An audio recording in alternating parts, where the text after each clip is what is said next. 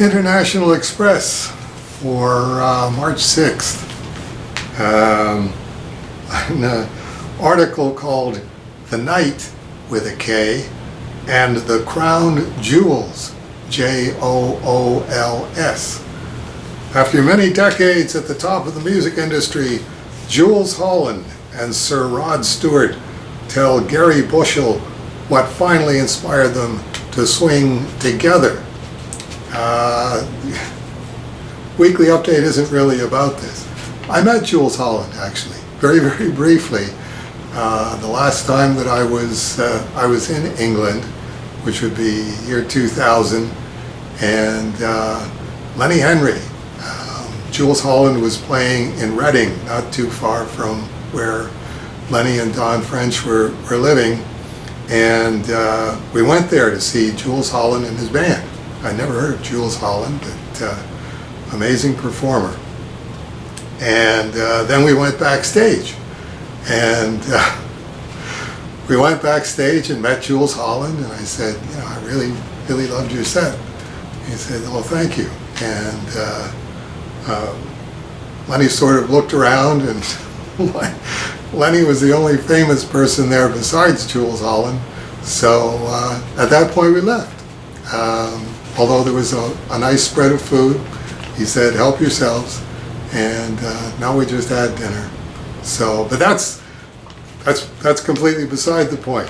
What attracted me in the article was one of those, you just never know how God's clockwork mechanism is going to unwind.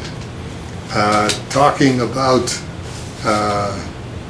the album that Jools Holland and Rod Stewart have done together, Sir Rod Stewart have done together. Tracks include Love Is the Sweetest Thing with a Jamaican ska vibe, Good Rockin' Tonight, the Jump Blues classic covered by Elvis in 1954, and almost inevitably the rollicking swagger of Night Train. Then the segues into trains have played a huge part in Rod's life.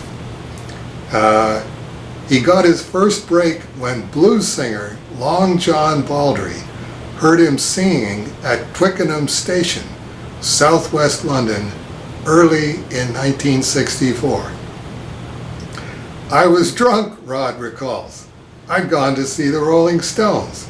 There were only 15 people in the audience, and I was going back to London. He ran over and said, would you like to join my band? Cyril Davies had just died, and I joined. I was 18. Rod's breakthrough, both solo and with the Faces, came in 1971. 250 million record sales ago. So there you go.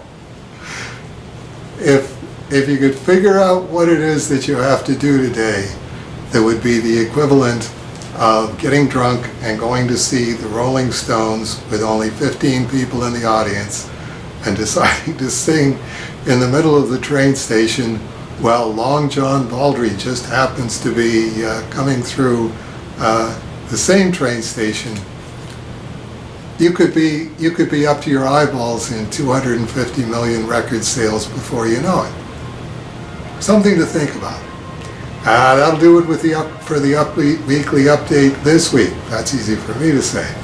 I hope we'll see a bunch of you again next week.